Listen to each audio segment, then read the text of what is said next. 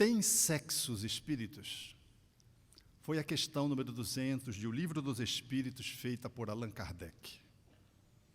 Os espíritos responderam: não como entendeis, porque seria necessário um organismo, uma organização. Há entre eles amor e simpatia, baseado na concordância dos sentimentos. A resposta já é intrigante. Tem sexo os espíritos? Não como entendeis. Significa dizer que tem, numa forma que a gente não entende. Essa questão postulada por Kardec, trazida pelos espíritos em meados do século XIX, dá-nos a dimensão da vanguarda do pensamento espírita, posto que ainda estava se discutindo sobre o valor da mulher em relação ao homem. Era um golpe, por assim dizer, nessa luta infrutífera do feminismo em relação ao machismo. Não da emancipação da mulher, muito justo, necessário, mas era a luz projetada na nascente das questões que ultrapassam a forma para ir ao fundo. Era uma abordagem, portanto, que trazia um redimensionamento de como nós devemos nos olhar enquanto formatação física e enquanto gênero, portanto, enquanto homens e mulheres. Essa questão posta àquela época era uma ousadia que o Espiritismo propunha e que ainda hoje serve de base para podermos entender questões mais desafiadoras, quais aquelas que estão postas no tema desse nosso encontro. Posto que as questões que se seguem também nos iluminam, porque Kardec pergunta se eram os mesmos os espíritos que renasciam com homens e mulheres. Os espíritos disseram que sim. E ele indaga, mas pelo que ele reencarna homem ou mulher? Qual a motivação, qual o propósito? E os espíritos disseram que dependia do objetivo, da finalidade. O espírito podia renascer num corpo morfologicamente masculino ou num corpo morfologicamente feminino. E as questões 201 e 202 de O Livro dos Espíritos, a base da construção do pensamento espírita. A sexualidade é sempre um assunto muito desafiador, porque nós temos, dependendo da janela que se abre, vários olhares. E as ciências que se debruçam para mergulhar na temática, elas o fazem dentro de um paradigma que está centrado no materialismo, que coloca a matéria, portanto, como começo, meio e fim, por assim dizer, daquilo que se depreende em torno da sexualidade.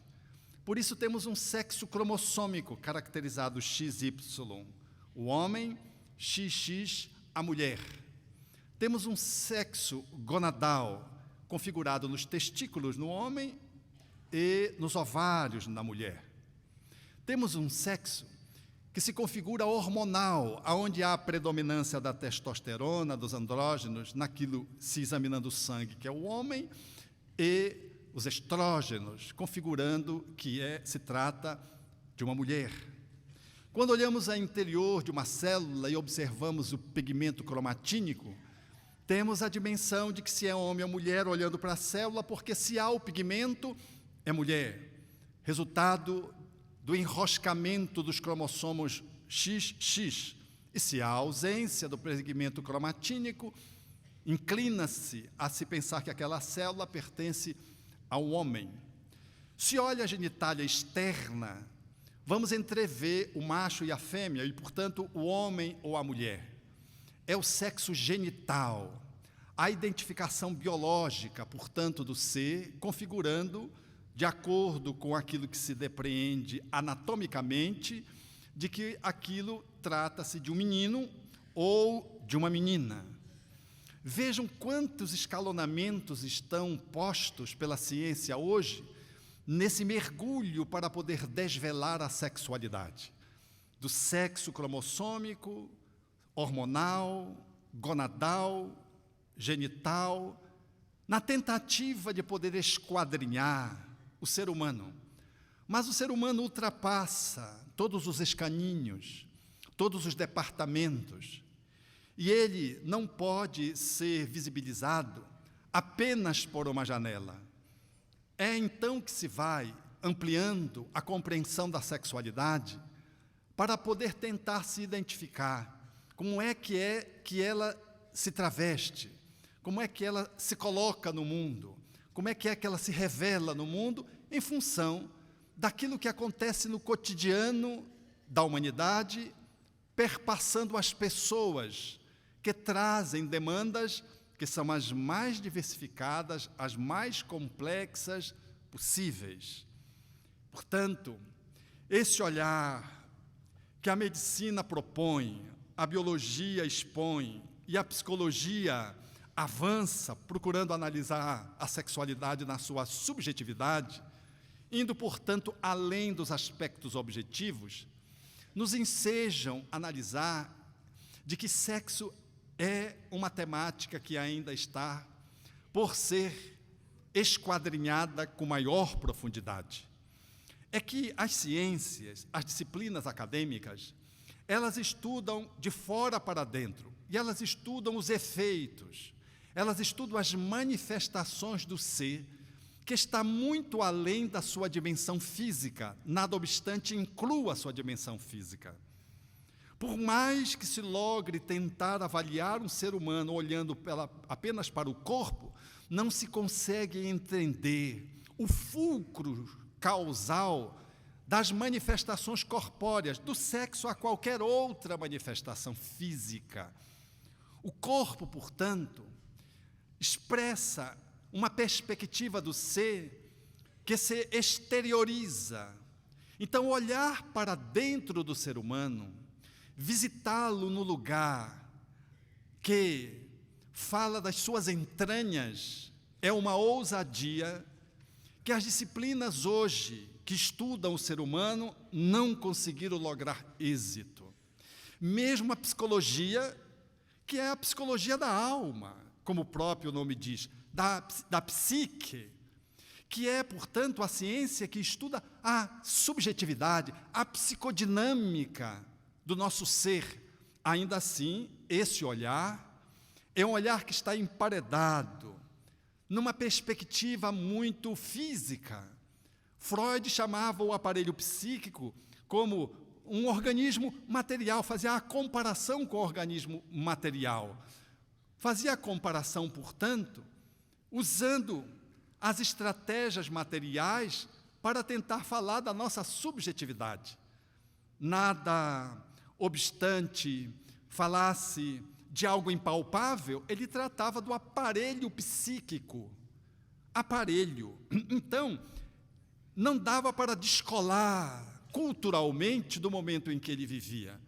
E o seu olhar, e daqueles que se seguiram a ele mais imediatamente, era um olhar que centralizava a sexualidade no berço e no túmulo, ou seja, numa visão de uma unicidade de existência. Olhar o ser humano por uma vida só é cair na ignorância. Na ignorância de que o ser é muito mais do que isso. Como diria o escritor do mito, falando de Freud, de que ele pescava e não se dava conta de que estava pescando, mas ele estava em cima de uma baleia, para mostrar, nessa comparação metafórica, de que a psicologia tratava do ser humano, do seu psiquismo, do seu inconsciente, subconsciente, inconsciente, mas de uma dimensão ainda muito estreita, que para além dos peixinhos tinha uma baleia, significando, portanto, que o nosso interior, ele ultrapassa os limites razoáveis de que aqueles mestres que foram gênios contribuíram ao seu tempo, trazendo uma visão do ser humano que ultrapassava os limites do seu tempo, colocado enquanto ciência.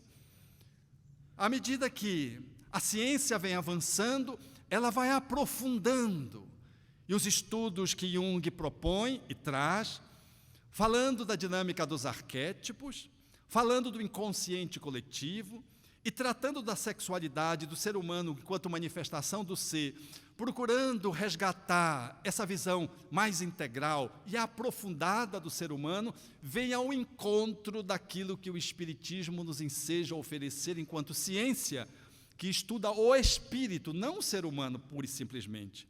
Estuda o espírito, significando dizer que estuda a alma, que somos habitando um corpo. Não estuda, portanto, um ser humano que vai morrer. Estuda um ser humano que está reencarnado.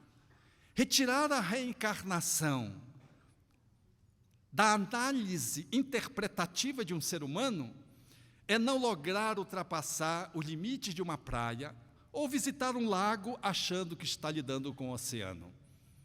O ser humano é de uma infinitude admirável. E Jung ensaia na sua propositura, introduzindo, por assim dizer, a psicologia que seria mais tarde configurada como a psicologia transpessoal, num olhar que já incluía a dimensão do espírito. Jung propõe o ânima e o ânimos. O ânima seria a dimensão feminil encontrada em todos os seres. E o ânimos seria a dimensão masculina encontrada em todos os seres. Logo, já entrevendo de que o ser humano não é só homem ou mulher, enquanto manifestação absoluta. Essa proposição, naturalmente proposta por Jung, deveria coincidir com a visão que os espíritos, ao longo do tempo, trariam em torno da sexualidade, mostrando que o espírito, em sendo espírito, ele traz uma energia criativa. Em sendo filho do Criador, somos criaturas capazes de cocriar com o Criador, de recriar o já criado.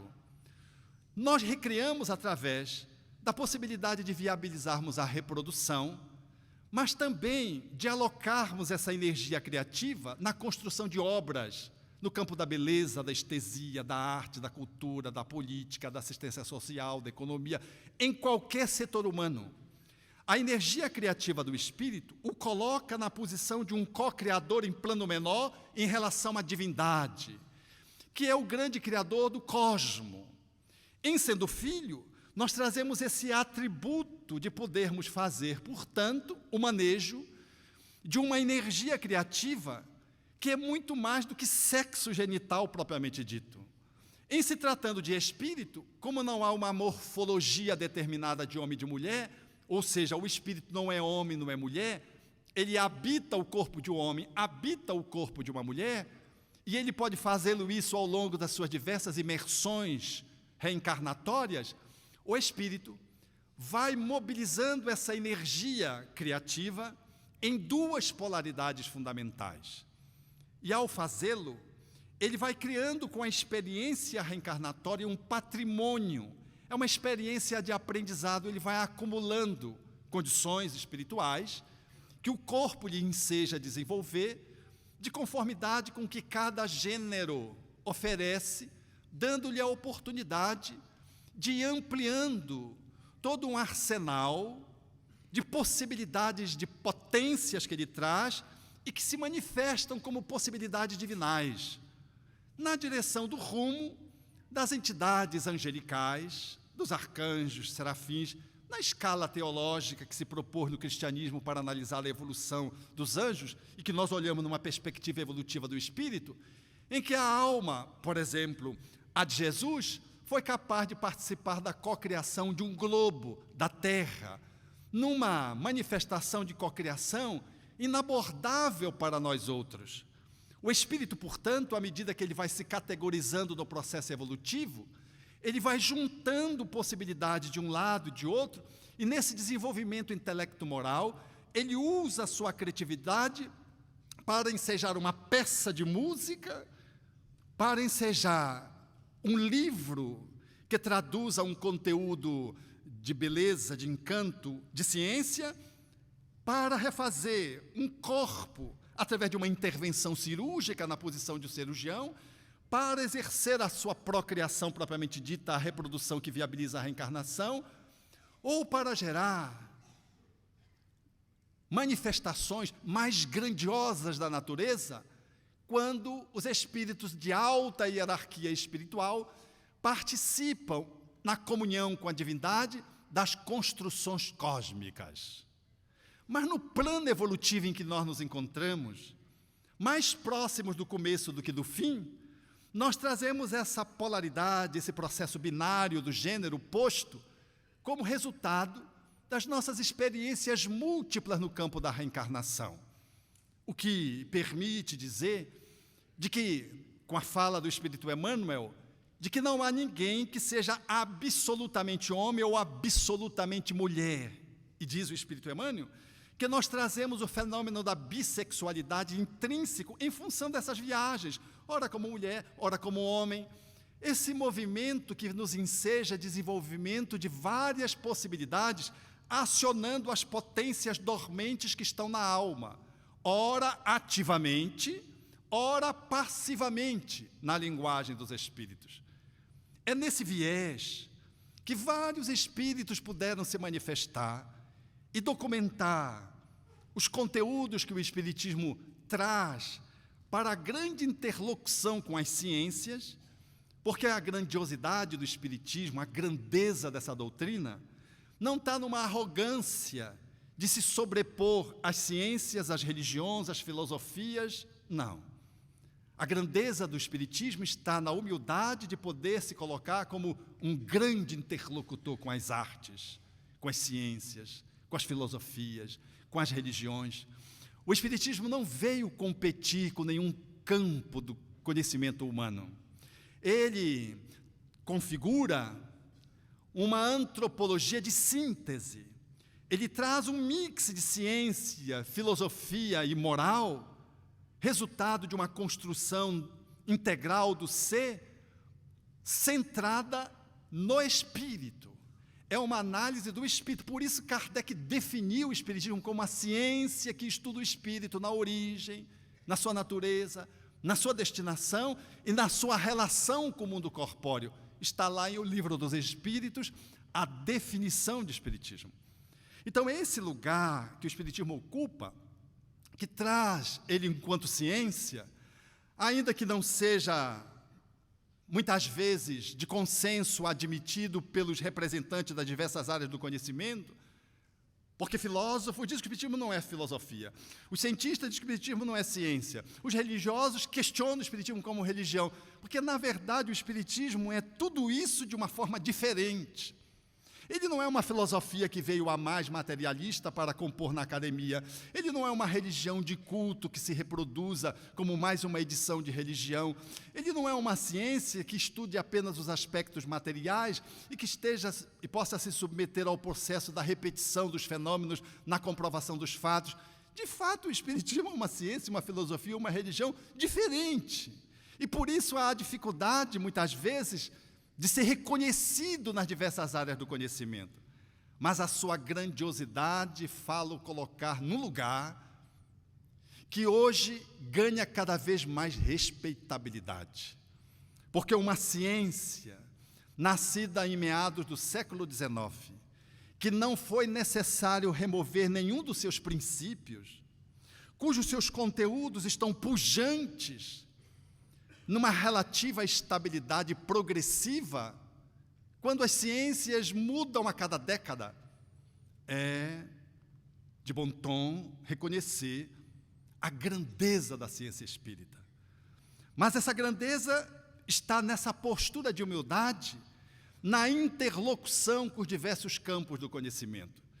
E é nesse sentido que os espíritos, se manifestando sobre as questões de gênero, trazem, através de Francisco Cândido Xavier, portanto, um médio de consenso na sua respeitabilidade, em diversas das suas obras, sob diversos olhares, pontos comuns, quando Alexandre, por exemplo, e os missionários da luz, falam da reencarnação do espírito desenvolvendo os seus potenciais passivos e ativos. Quando em ação e reação, Silas, através de Chico, também faz anotações oportunas, neste capítulo, tratando das inversões das polaridades sexuais. Ou quando Félix, em Sexo e Destino, na sua segunda parte, respondendo a uma questão sobre a homossexualidade, traz luz para entender a dinâmica que às vezes envolve o psiquismo humano para além da heterossexualidade, falando da inversão da polaridade e falando das tipificações dos movimentos que envolvem a homossexualidade. Esse olhar dos espíritos, centrado, portanto, numa perspectiva de análise que nos enseja perceber com maior clareza a movimentação de cada ser humano, nos permite poder entender a dinâmica que envolve alguns desafios da atualidade. Eu, militando na área médica e envolvido na área psicológica, igualmente psiquiátrica, tenho ensejo de perceber como nós vivemos momentos difíceis de poder compreender algumas questões. Porque catalogado dentro do CID-10, do Código de Doenças Internacionais, edição 10, nós temos algumas posturas, algumas posições de patologia que são questionadas por vários grupos. E hoje no mundo, se você olha assim en passant, você fica em dúvida sobre o que é normal e o que é anormal. Até porque normalidade e anormalidade é muito subjetivo. O critério que a doutrina espírita utiliza é observar as leis naturais. As leis naturais, como o próprio nome diz, são naturais. Elas são as leis divinais. Quanto mais eu consigo observar essas leis, mais eu estou alinhado com o movimento cósmico. Quando eu inobservo essas leis, mais eu me distancio e sofro um desconforto, um mal-estar, que eu chamo de sofrimento, de dor, que me chama a atenção de que eu não estou observando a lei natural. Numa fala didática apenas, é como se nós estivéssemos aqui no processo respiratório. Você está ouvindo essa palestra, está respirando normalmente e nem se dá conta de que você está respirando. Mas se eu dissesse para você trancar a respiração por 5 minutos, você caía duro aí.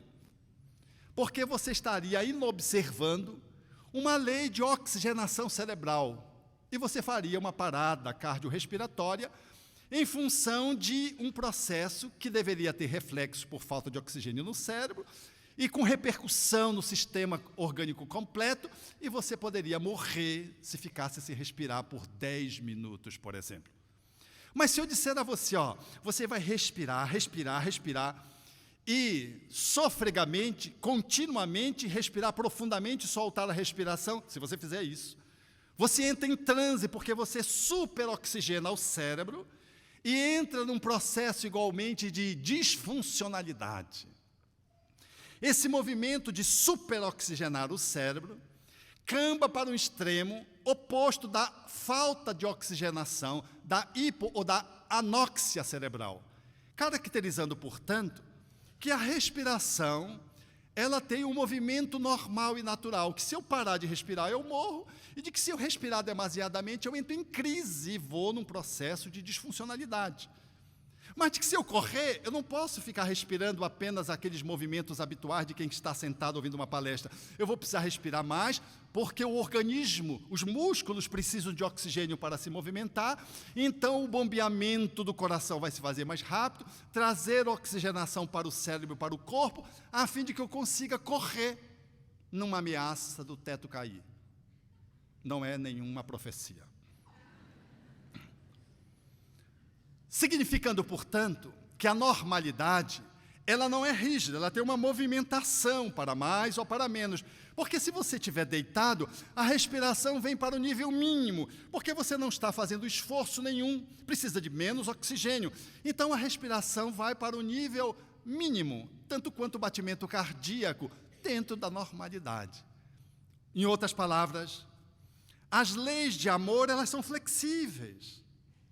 Mas a flexibilidade não é permissividade. Quando você vai para além da flexibilidade, você entra no estado de sofrimento, que o Espírito Paulo, em O Livro dos Espíritos, chama de dor. É um movimento da alma inadequado. Diz ele, é um falso movimento da alma, significando de que a alma não está observando as leis naturais. E ela sofre um desconforto. Esse desconforto é para chamá-la de volta à normalidade. Isso em tudo que se passa conosco. Eu citei o exemplo da respiração para extrapolar para qualquer área da nossa reencarnação, da nossa existência atual. Assim, quando nós olhamos por esse ângulo, trazendo essa abrangência, e de dentro para fora, do espírito para o homem e mulher, para o ser humano, nós vamos compreendendo de que nós trazemos, do ponto de vista da energia sexual, uma história que não começa no berço, uma história que começa lá no mineral, na atração das moléculas, dos átomos, de cloro e sódio, por exemplo, fazendo sal de cozinha. Aquilo é a manifestação da sexualidade, na fala do Espírito Emmanuel, em O Livro Consolador, falando do princípio espiritual que está em processo de desenvolvimento, caminhando depois para as plantas criptogâmicas e fanegrogâmicas, depois para os animais, no aspecto do instinto, e deságua no homem, trazendo a atração, a sensibilidade, o instinto, e agora a emoção, o discernimento e princípios morais que vão ensejar uma ética que favoreça a observação das leis naturais da vida.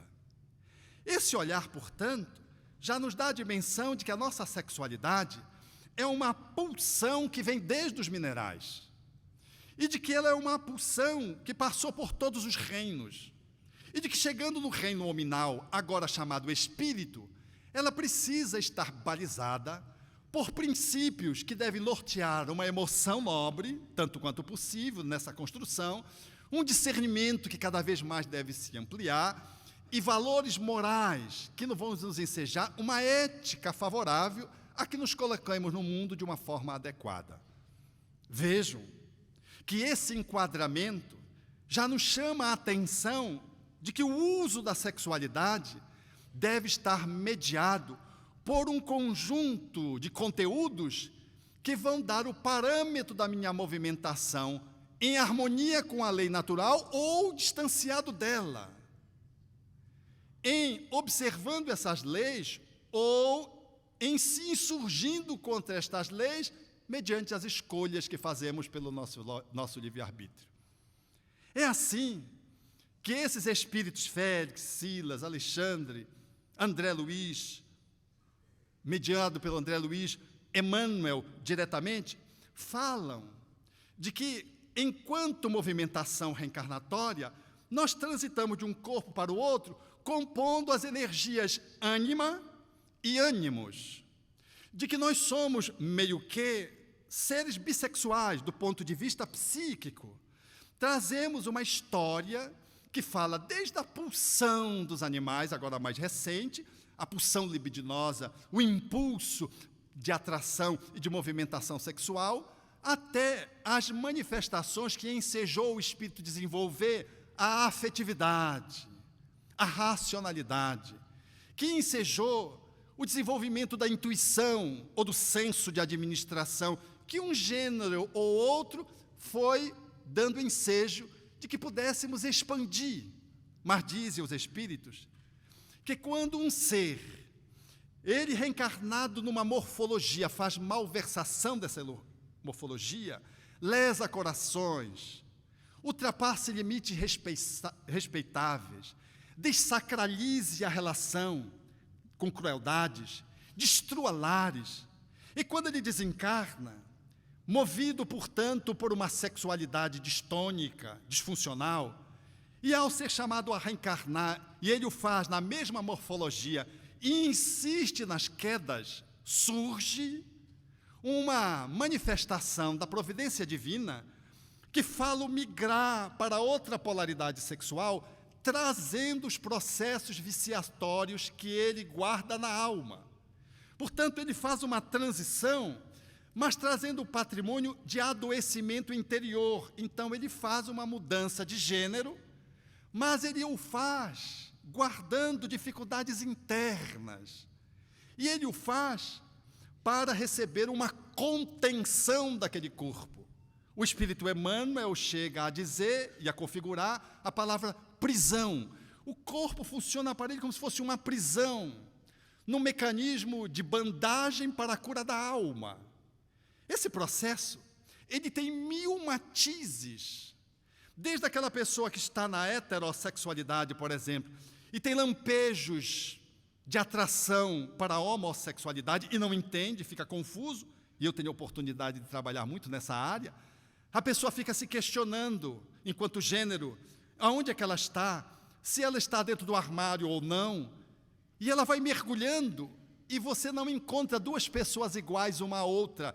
Ela tem uma história que justifica o pelo que ela traz aquele conflito. Vive uma heterossexualidade e vive lampejos de atração para a heterossexualidade, para a homossexualidade. E se olha e diz, mas eu não sei, eu sou homem, como me dizia certa vez uma pessoa. Eu não tenho atração, eu sempre gostei das mulheres, mas como é que os homens me chamam a atenção?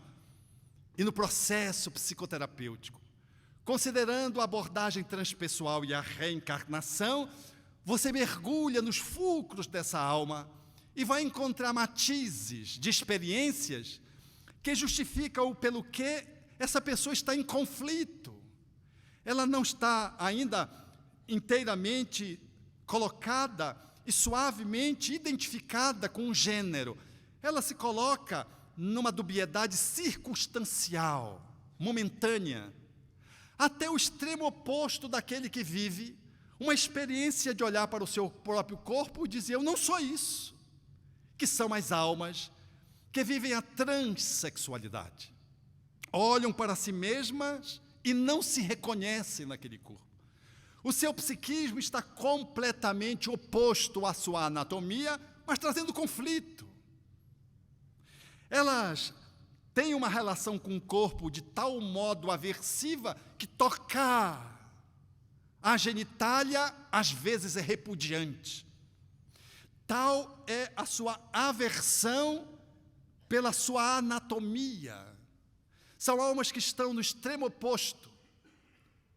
E entre o extremo oposto e a centralidade, você vai encontrar 1000 matizes, que não se explicam pura e simplesmente numa análise biológica, mas que a biologia funciona como um elemento que chama a atenção, porque a manifestação e o uso da energia sexual e a interação de comunhão afetiva no âmbito da sexualidade, ela envolve a estrutura física, mas envolve esse acervo que nós trazemos reencarnatório, aonde as nossas posições ânima e ânimos, nem sempre vivenciadas adequadamente, se revelam hoje como conflito.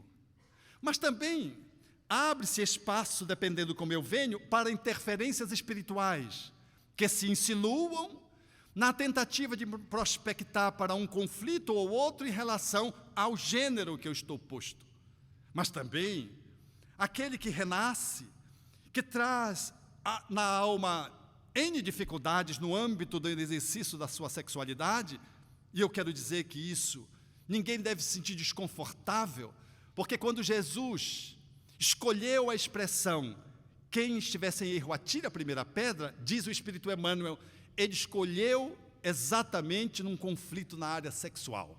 E diz Emmanuel, ele escolheu aí porque aqueles que estamos na terra não podemos lograr dizer que estamos livres dos erros do amor, falando de que na generalidade nós estamos comprometidos na área afetivo-sexual. Se não estamos hoje, tivemos ontem. E se não tivemos ontem, tivermos a pretensão de dizer que não tivemos ontem, poderemos ter amanhã, de que ninguém pode atirar a primeira pedra. Ele não usou uma questão de homicídio, de latrocínio, ou de roubo, ou de furto, para dizer essa expressão, quem não estiver erro, seja o primeiro a tirar a primeira pedra. Ou seja, a maioria daqueles que estamos encarnados, trazemos experiências e guardamos dentro de nós mesmos alguns conflitos. Alguns têm uma extensão grandiosa e nascemos num corpo limitado por uma oligofrenia, por exemplo. E o problema é sexual. E nascemos numa oligofrenia, limitados psiquicamente. Outros trazemos mais suavemente, Temos uma tendência, por exemplo, na heterossexualidade para relações múltiplas.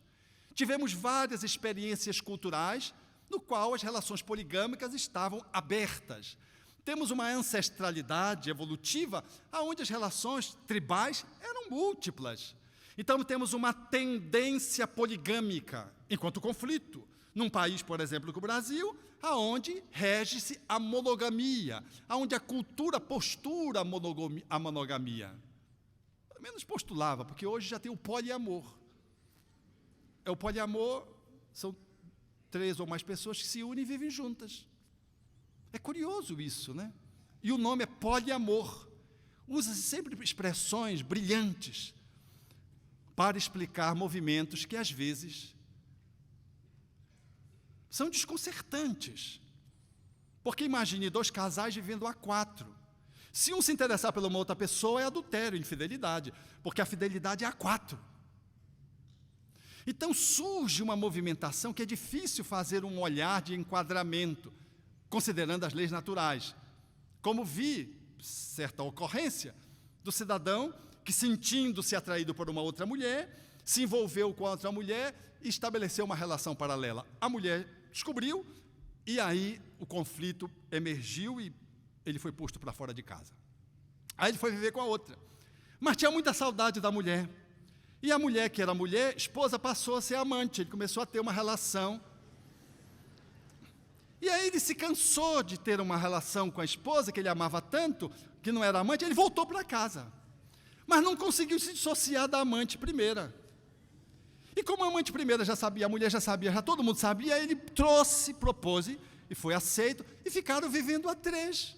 Poliamor. Mas as 2 se apaixonaram e botaram ele para fora de casa.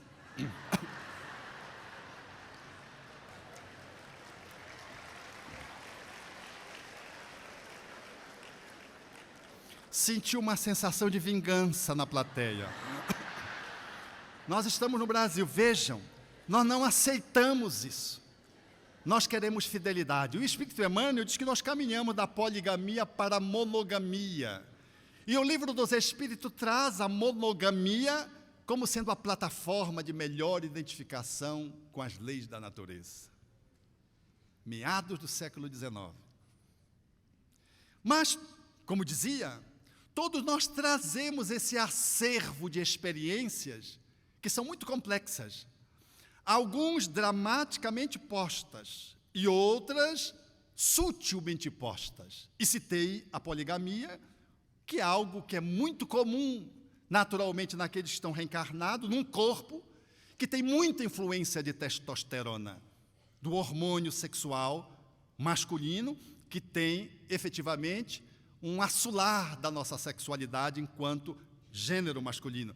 Porque o sexo, ele sofre influência dos hormônios, naturalmente. A energia criativa, mas quando você entra no corpo, você sente o impacto do corpo. Dizia-me um paciente, queixando-se da esposa que achava que ele estava traindo. E ele dizia, se passar a Gisele Bündchen na minha frente, não chama atenção. Roberto, eu não sinto absolutamente interesse por ninguém, eu não sei o que está acontecendo comigo.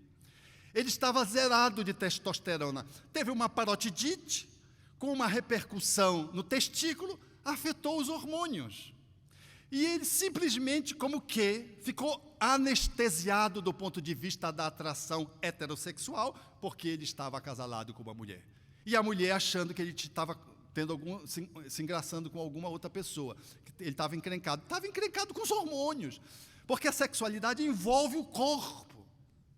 Então, é nesse viés da humanidade desses dias que nós vamos observar um movimento que se passa de transição planetária, aonde a sexualidade está exacerbada e um movimento de erotização descompensado se coloca, fazendo menção, portanto, a um sexismo e ao exercício do prazer como fonte de felicidade única e ao prazer corporal.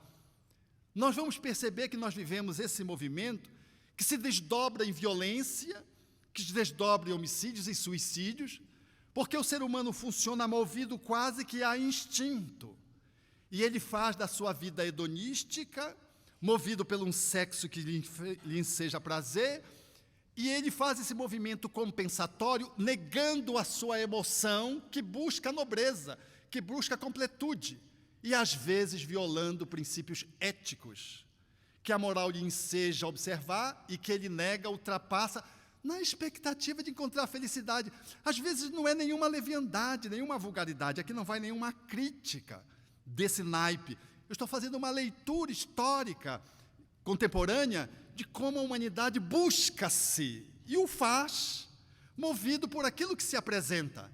Então, no âmbito da medicina, por exemplo, no dicionário, como falávamos, de doenças internacionais, há grupos que pleiteiam sair do âmbito da patologia, por exemplo, o grupo da pedofilia. Então, há grupos centrados hoje no mundo que buscam a pedofilia em mais de um país. Nesse movimento de que o homem pode se relacionar com um garoto, desde que haja o consentimento do garoto. E a pedofilia, então, se instala, no nosso país é um crime, a criança se estabelecer um relacionamento com um adulto que tiver de 3 anos para baixo e a diferença de idade for 5 anos, isso é crime, é pedofilia. O outro tiver mais de 5 anos para cima, é crime em relação a uma criança. Isso está sendo posto. O grupo que vive a experiência patológica médica do sadomasoquismo pleiteia sair do Código Internacional de Doença ou das desordens, das alterações, dos transtornos psiquiátricos no Manual Estatístico de Doenças Psiquiátricas norte-americana, pleiteiam sair, dizendo que eles mantêm relações sadomasoquistas com consentimento, que há palavra de proteção onde a pessoa se achar que foi além do limite, ela diz a palavra de proteção, e aquele que está mortificando a pessoa deixa de fazê-lo. E está aí o site posto para receber os adeptos. Com o critério único, tem que ter mais de 18 anos. Quem é que vai controlar uma internet com mais de 18 anos, menos de 18 anos? E está posto aí. Países que tentam, ou que incluem a zoofilia como um processo natural, ou que advogam que o relacionamento com uma pessoa com cadáver também é natural. Então nós vivemos momentos que são desse naipe, que expressam os nossos conflitos da humanidade. E, paralelamente a isso, a intolerância com os grupos de pessoas que estão andando, buscando se encontrar e vivendo dramas no âmbito da sexualidade, precisando mais de médicos, psicólogos, educadores e de uma religião que lhe possa ensejar, não castrativamente, o acolhimento e possa lhe dar a possibilidade de poder viver uma vida existencialmente experimentando o bem. Porque o Espírito Emmanuel diz de que, para além da sexualidade, nós somos categorizados pelo bem que nós produzimos na comunidade. Porque nós olhamos com desdém para alguém que tem uma postura, às vezes, sexual diferentemente da nossa, e esquecemos de que aquele alguém, se pudéssemos fazer uma avaliação, o que não é possível fazer, você não chegaria aos pés daquele alguém, do bem que ele proporciona à sua comunidade. E você está identificado com uma sexualidade, às vezes sem conflito, no entanto, é uma pessoa de má vida, que nas outras áreas corrompe a sociedade, corrompendo a si mesmo. Não está disfuncional na área sexual. No entanto, enquanto cidadão, você não é uma pessoa de bem inserida na sociedade. Então vejam que a proposição é um olhar de trazer esclarecimento, mas não é um olhar de julgamento arbitrário do comportamento de cada criatura, policialescamente procurando as pessoas que não funcionam como a gente e fazer dele, em relação a nós, uma medida de análise julgatória, condenação e, às vezes, execução das pessoas. Haja vista o que acontece com pessoas que vivem a transexualidade, algumas que se inclinam para intervenções mais dramáticas nos campos da transgenitalização e que recebem, muitas vezes, um trato que lhes aumenta a tortura e o sofrimento, porque você olhar para o seu corpo e achar que o seu corpo não é seu, e fazer uma viagem de transgenitalização, usando hormônios, fazendo intervenções cirúrgicas, independente se você é homem ou mulher, os resultados são cada vez mais desfavoráveis por conta da anatomia e da fisiologia, e você acrescer a isso a pilhéria, a exclusão, a perseguição e o homicídio, na transfobia, por exemplo, isso é um crime.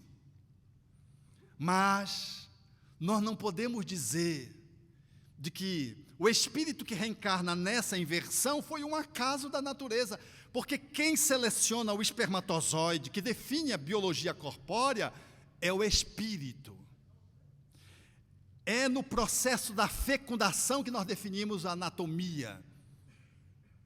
Então, há que ter da providência divina, que tudo provê e prevê, a possibilidade de entender pelo que aquela pessoa selecionou o espermatozoide X ou Y, trazendo uma anatomia que não corresponde ao seu psiquismo e que traz-lhe um movimento de não reconhecimento e de aversão ao seu corpo e aversão à sua sexualidade, gerando-lhe um conflito máximo. O espírito Joana de Ângeles faz uma análise que eu recomendo a vocês no livro Dias Gloriosos, cujo título da página, do capítulo, é Mudança de Sexo.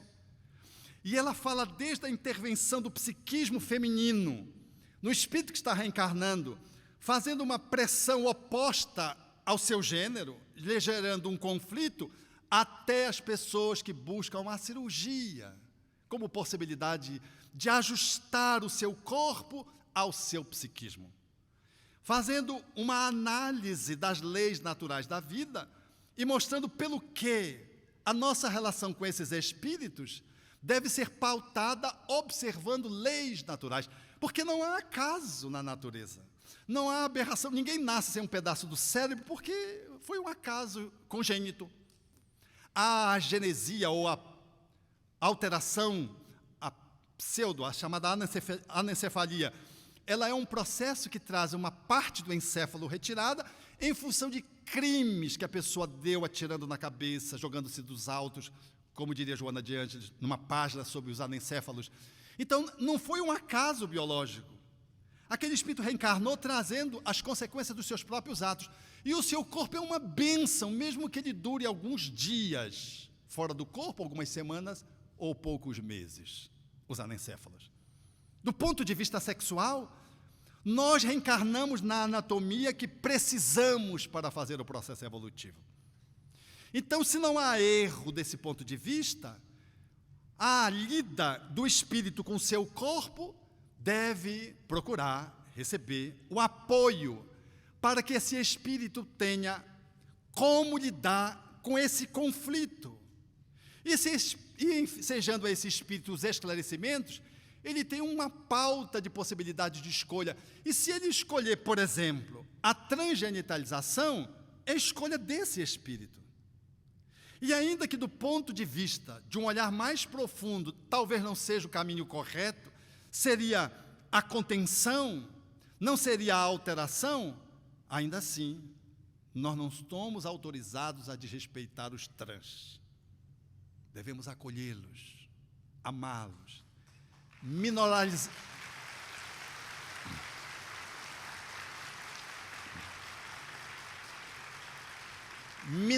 o seu sofrimento, trazer-lhes a possibilidade do consolo, do esclarecimento. Mas não podemos, em nome desse acolhimento, traçar uma normativa que quem veio invertido tem que inverter transgenitalização. Tem que ser esse o caminho. Essa não é a postura que os espíritos ensejam. Então, o olhar dos espíritos obedecem trazendo as leis e mostrando a lei de causalidade de cada um que reencarna num corpo e traz os seus conflitos, propondo possibilidades de caminho e deixando a escolha que é de foro íntimo de cada espírito decidir por onde ele vai caminhar. Deixando ao espírito, é uma escolha de foro íntimo. Diz o espírito Camilo numa expressão que me é muito agradável, através da psicografia de Raul Teixeira no livro Desafios da Vida Familiar. Ele diz, só um corcunda sabe como ele deita na cama. A gente não está dentro do outro para dizer, e eu estou falando aqui de forma genérica, mesmo de um hétero atrapalhado. Nós não estamos dentro do outro, nós vamos mostrar as possibilidades. Outro dia eu vi um hétero buscando ajuda, ele buscou ajuda, porque ele não consegue se manter monogâmico, e colocou para a esposa que ele não consegue, e a esposa quis encerrar o relacionamento, ele disse, eu vou me tratar, experimentando uma religiosidade séria. Ele saiu do lugar onde ele ocupava a religiosidade para ir para o ponto inicial de entrada daqueles que entram naquela denominação religiosa, e foi procurar o tratamento. E ele me disse, doutor Roberto, é muito difícil, porque quando postam no Facebook, eu olho logo a mulher e sinto-me atraído por ela. Se eu vejo uma árvore, numa folha, se movimentar, eu penso numa saia. E pasmem o que ele me disse. Se precisar, doutor Alberto, eu quero reencarnar cego para não ver as mulheres. Se o teu olho é causa de escândalo, arranca-o e joga para longe de ti. A fala de Jesus. Ele dizendo dele mesmo, a forma como ele poderia se controlar era não enxergar.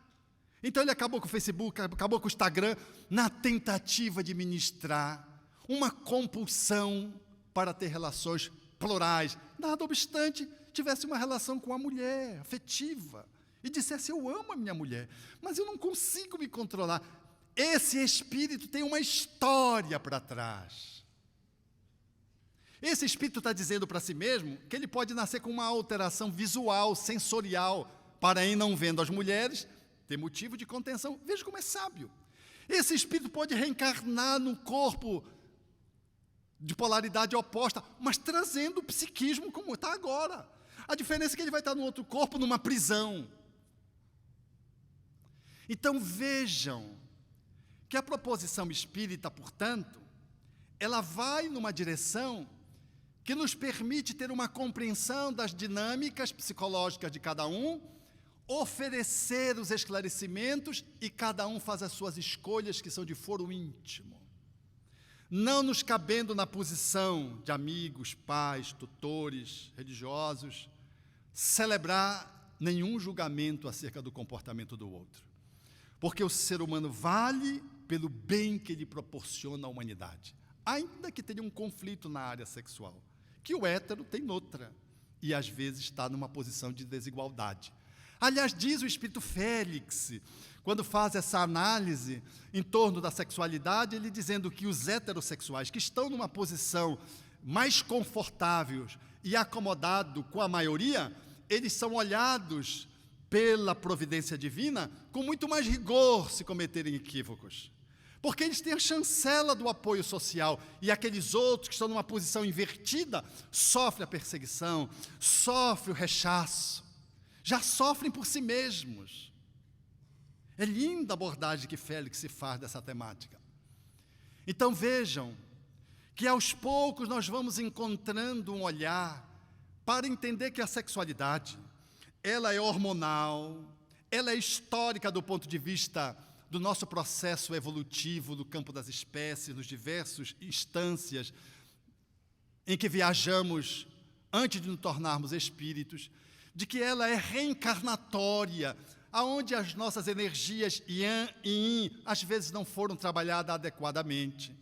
Ela sofre interferências espirituais, ela sofre interferência cultural, e nós temos países, em dadas circunstâncias, que legitimam práticas que culturalmente estão instaladas ali como normais.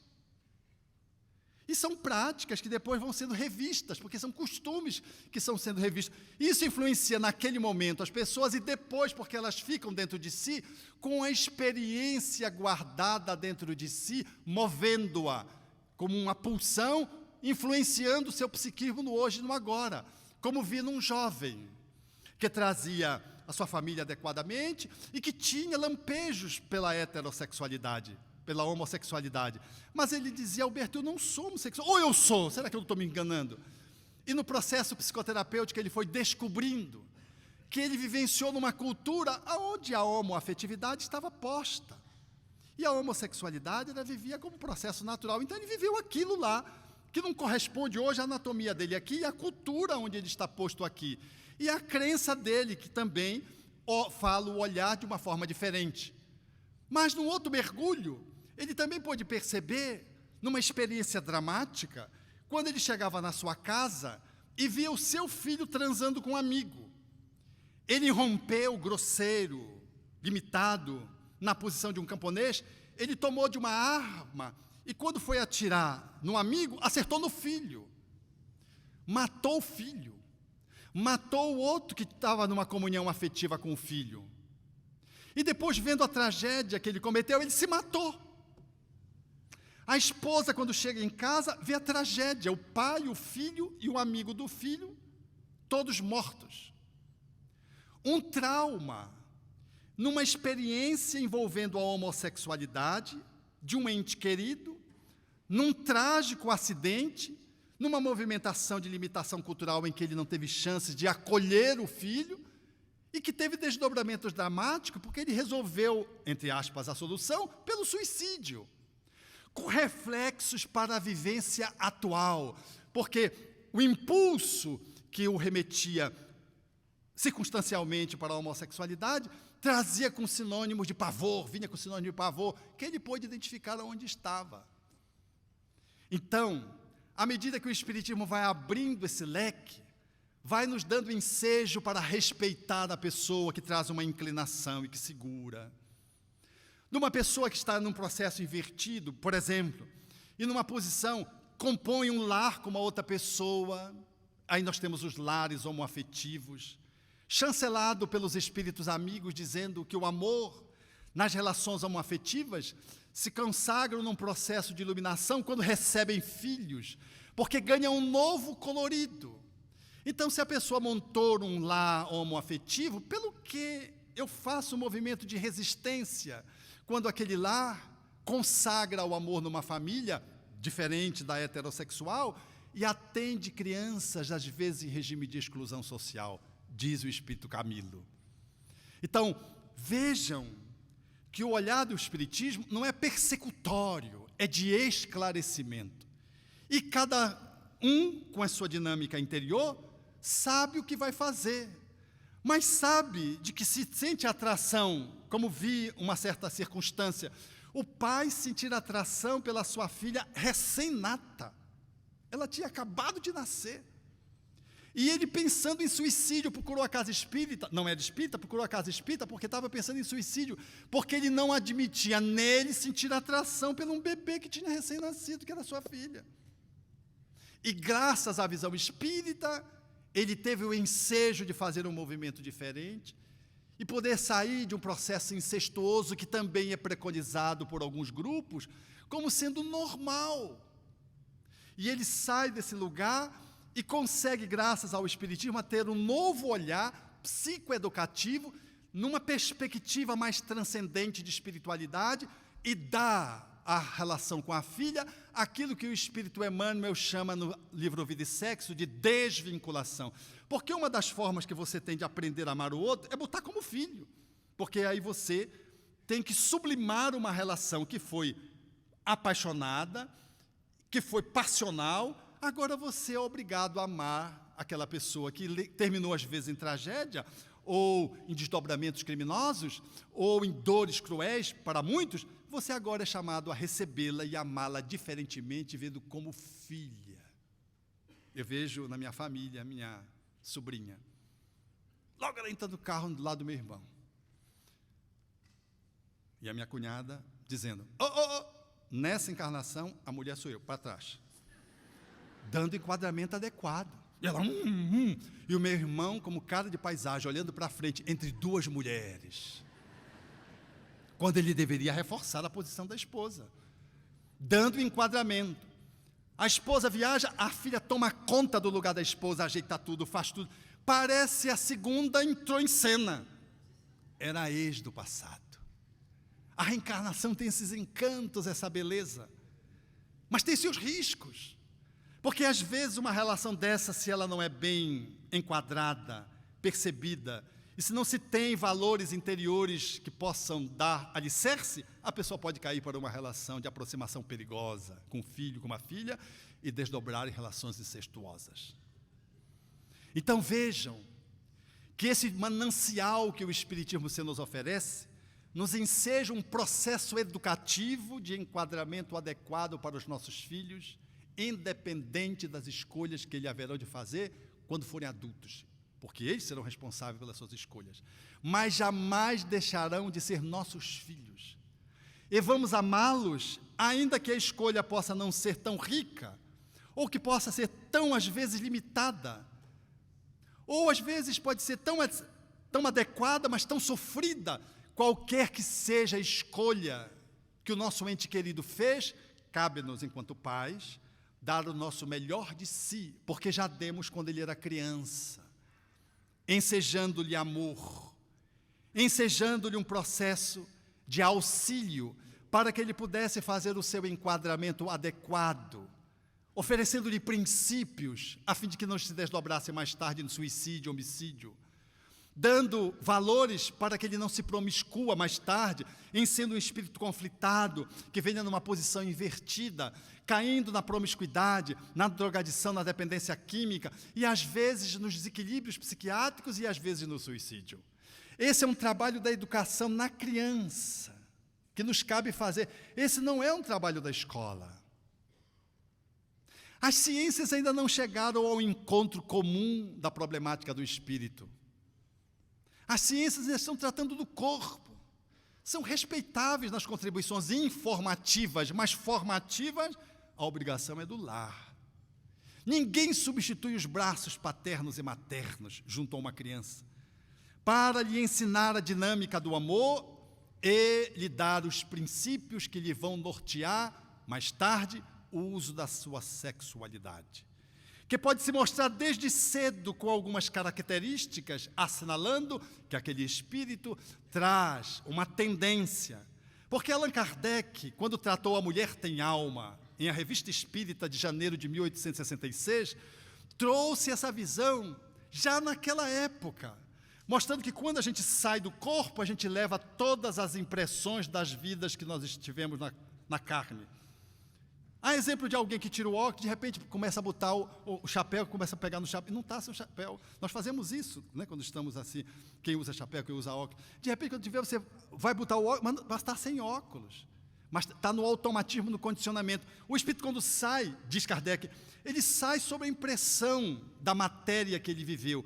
E quando ele reencarna, ele traz para o novo corpo a sua estrutura íntima, e é por isso que alguns gostos, algumas inclinações e o caráter de algum espírito pode parecer anômalo, diz o codificador, nos ensejando perceber esses matizes que envolvem o ânima e o ânimos, e a abordagem nossa, que deveria ser da perspectiva do espírito para o corpo, o gosto, inclinações e caráter que o espírito traz ao reencarnar, ele imprime na sua dinâmica corpórea e na sua forma comportamental. E cabe aos pais fazerem o alinhamento que julgarem conveniente, no caso do espiritismo, de conformidade com o pensamento espírita. Veja como o tema é fácil e simples. É muito complexo. E só uma doutrina dessa largueza pode nos ajudar, sem dar a última palavra, porque todas essas questões que estamos alinhavando aqui, a sociologia, a psicologia, a antropologia, a genética, haverão mais tarde de trazer novas contribuições, porque nós estamos num processo de construção, e diz Allan Kardec, somente quando o espírito evolua suficientemente num processo de desmaterialização, aí ele deixa de sofrer a influência tão grande dessa dinâmica homem-mulher, e ele vai integrando as duas polaridades. A exemplo de Jesus, que você olha, é de uma postura máscula e de uma postura terna, juntando ânima e ânimos num nível de beleza e encanto nunca visto na terra. Do mesmo jeito que ele chama de hipócritas para os fariseus sepulcro caiado, ele diz para os outros: deixai vir a mim as criancinhas. Faz poesia falando da chuva, do sol, mas ao mesmo tempo é firme nas suas posturas. Era uma alma que reencarnou como homem, considerando a sociologia do seu povo para trazer a sua missão, mas ele não é um homem do ponto de vista ânimos.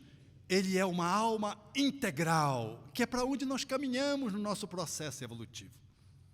Por isso, caríssimos amigos, em torno da sexualidade, gostaríamos de encerrar a nossa fala lembrando a fala do Espírito Emmanuel, na introdução do livro Vida e Sexo, quando ele diz: em torno das digressões sexuais, é justo que se sintetize todas as digressões em não proibição, mas educação.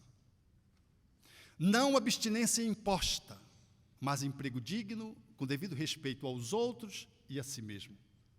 Não impulso livre, mas responsabilidade. Não indisciplina, mas controle.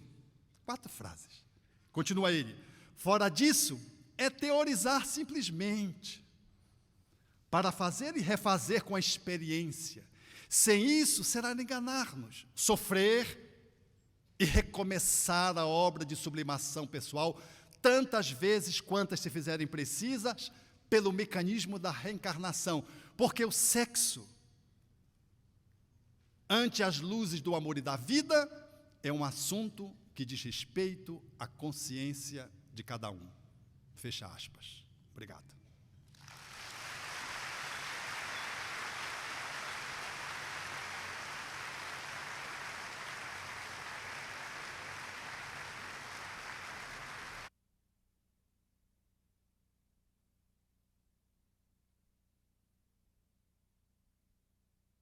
Queremos agradecer a valorosa palestra do nosso irmão Alberto Almeida. Pedimos aos pais que se dirijam ao Instituto Educacional Emmanuel sem demora, para buscarem seus filhos. Gostaríamos de lembrar que as atividades começam às 14 horas, tá? E gostaríamos que vocês dessem uma olhada no aplicativo que está sendo atualizado diariamente. Dê uma olhada no aplicativo e vocês verão que estão ocorrendo algumas alterações. Iniciamos às 14 com as famílias que se prepararam em núcleos artísticos para apresentarem alguns números artísticos para vocês. Então nós gostaríamos muito que vocês estivessem por aqui para prestigiar esses grupos que tão carinhosamente construíram esses espetáculos. Ok? Obrigado.